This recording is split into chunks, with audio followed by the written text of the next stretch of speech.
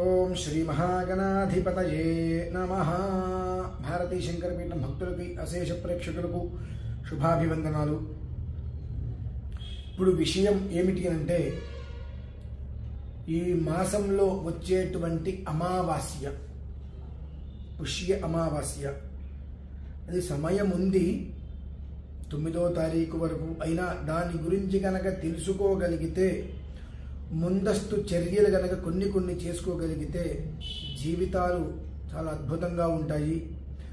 నిరోగ శతాయుష్కులై ప్రతి ఒక్క మనిషి కూడా జీవించడానికి చక్కటి అవకాశం ఉంది. అటువంటి అద్భుతమైనటువంటి అమావాస్య పుష్య అమావాస్య.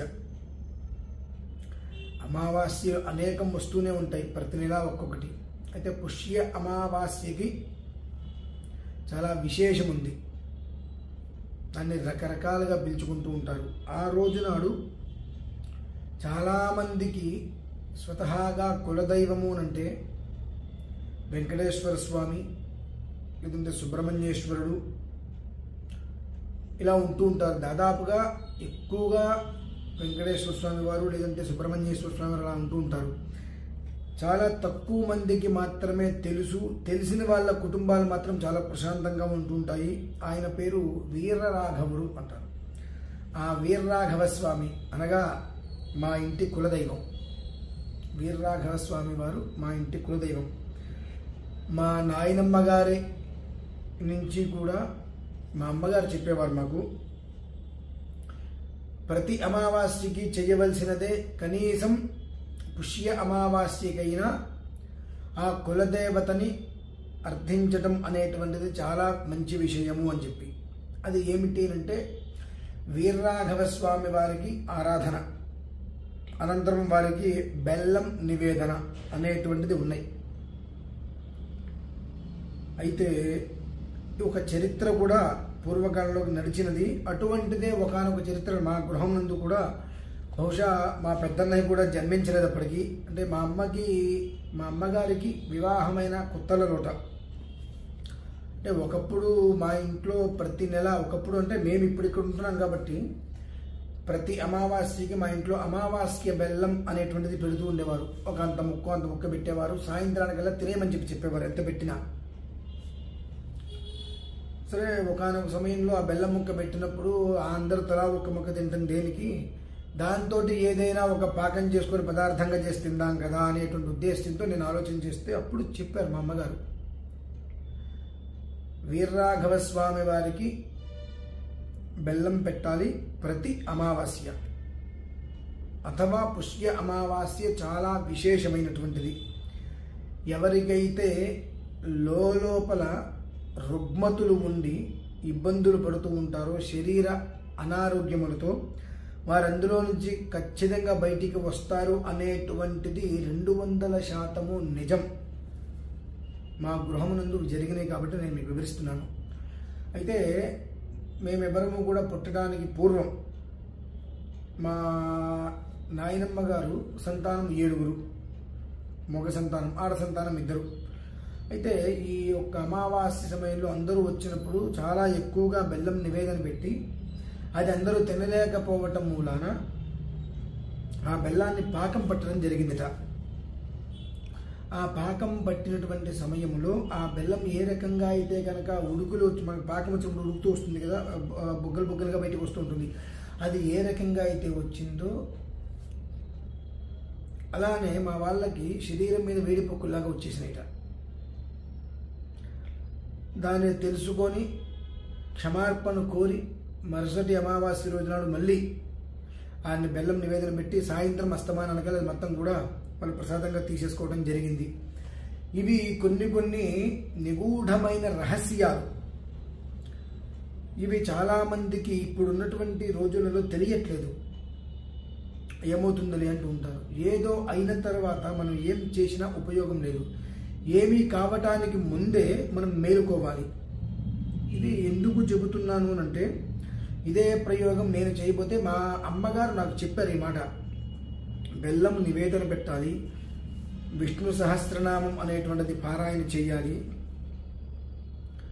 అవకాశం ఉంది పురుష సూక్త విధానంగా చేయండి వీరరాఘవ స్వామి వారికి, లేదా విష్ణు సహస్రనామైనా సరే పారాయణ చేసి వీరరాఘవ స్వామి వారికి బెల్లం నివేదన పెట్టి నమస్కారం చేసుకుని, ఇలా ప్రతి నెల అమావాస్యకి కనుక చిన్న చిన్న బెల్లం ముక్కైనా సరే పెట్టి దాన్ని విభజన చేసి ఇంట్లో నలుగురు నోట్లో వేసుకోవడం, ఈ రకంగా చేయటము వలన కుటుంబంలో చింత అనేటువంటిది ఏ రకంగానూ కూడా ఉండదు అనేటువంటిది చెప్పబడి ఉన్నది.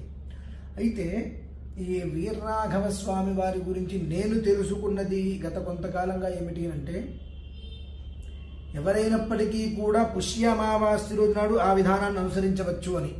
అంటే అది కులదైవము ఇంటి దైవము అవసరం లేదు. ప్రతి ఒక్కరూ కూడా శరీర రుగ్మతులు చాలా ఇబ్బందికరంగా అనుభవిస్తూ ఏదైనా సమస్యతోటి బాధపడుతున్న వారు ప్రతి ఒక్కరూ కూడా పుష్య అమావాస్య రోజు నాడు వీరరాఘవ స్వామి వారికి విష్ణు సహస్రనామంతో పారాయణ చేసి బెల్లాన్ని నివేదన పెట్టి అక్కడి నుంచి 2 అమావాస్యలో 3 అమావాస్యలో చేసుకోవటం.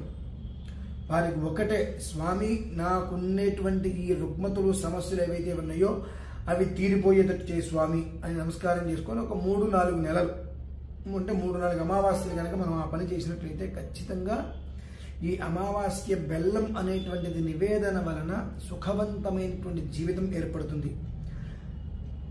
భగవంతుడు మంచి జీవితాన్ని ఇచ్చాడు కదా అని చెప్పి మళ్ళీ సంవత్సరాంతం కూడా మళ్ళీ పుష్య అమావాస్య వరకు కూడా పూర్తి చేసుకోవడం యోగదాయకం. లేదు నేను 4 నెలలే అనుకున్నాను కాబట్టి 4 నెలలే చేసాకుంటా అంటే ఎవరిష్టం వాళ్ళది. ఖచ్చితంగా సంవత్సరాంతము చేసి తీరవలేను అనేటువంటిది కాదు.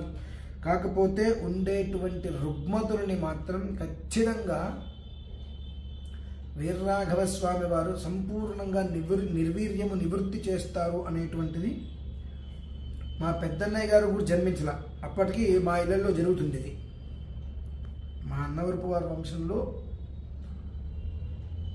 కొన్ని తరాల తరబడి నుంచి కూడా ఈ వీరరాఘవ స్వామి వారికి బెల్లం నివేదన అనేటువంటిది కుటుంబాన్ని సస్యశ్యామలంగా ఉంచండి అనేటువంటిది విషయం నేను ఖచ్చితంగా చెప్పగలను.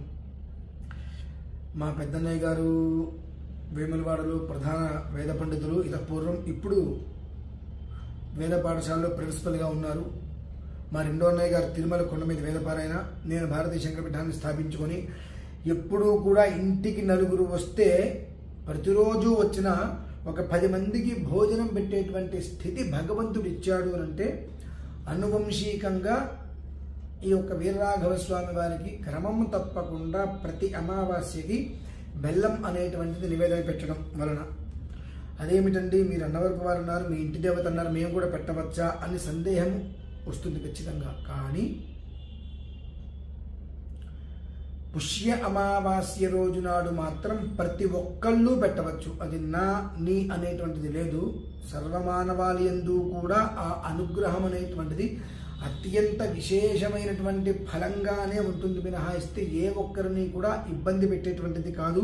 ఇది ఖర్చుతోటి కూడుకున్నటువంటిది కూడా కాదు. ఇంత బెల్లం మొక్క, ఒక ఇంట్లో 2, 3, 4 ఉంటారు.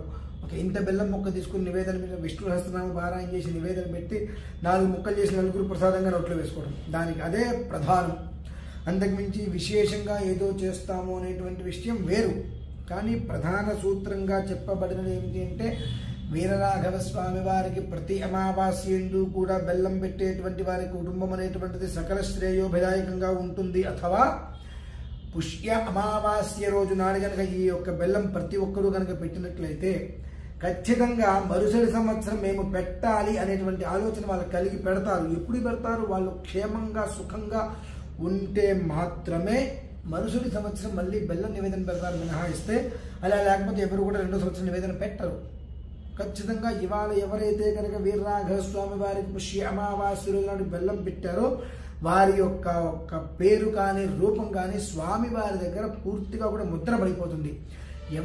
ఎవరైతే పెట్టారో వారి ముద్ర స్వామి వారి దగ్గర ఎప్పుడైతే ఉంటుందో లోపల ఆటోమేటిక్గా వీళ్ళందరికీ కూడా ఆ ఒక్క అనుగ్రహ పుణ్య ఫలం అనేటువంటిది చాలా విశేషంగా లభ్యమవుతుంది.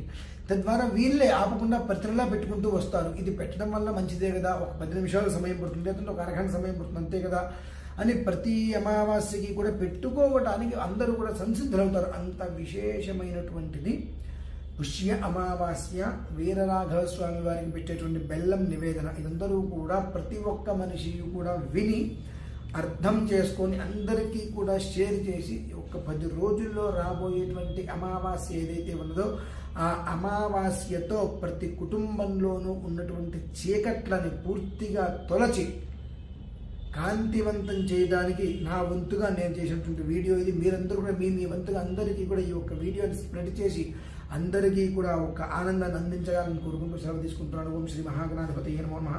స్వస్తి.